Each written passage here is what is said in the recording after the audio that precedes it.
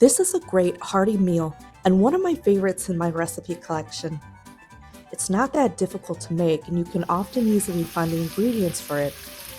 So cook your bacon however you want to, but make sure to reserve the fat because we're going to put that bacon back in with the garlic and the veggies.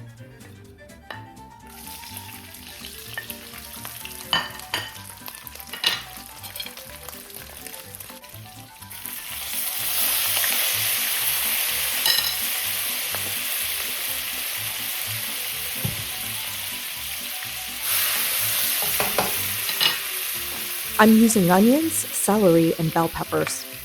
Go ahead and cook that for a few minutes. While that's cooking, did you know that Northeast Ohio was one of the Nike Air Missile Defense System locations back in the 1950s during the Cold War? There were 7 sites in Cuyahoga County built to defend Greater Cleveland against any attacks from the Soviet Union, since we were a huge steelmaker back then. If you've heard of this, please comment below and share your knowledge of history about this.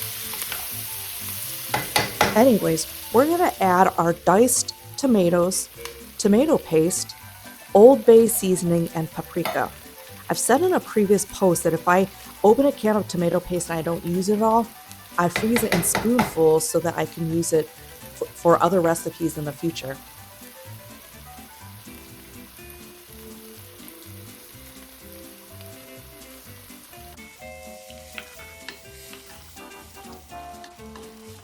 Now we're going to add our shrimp and cook them while we make our grits. And I actually put them in the microwave to defrost because I was in a hurry. Normally I won't do that, but that's why the shrimp is a bit orange. So I'm going to make my grits with butter and salt and top it off with our shrimp right before we serve it.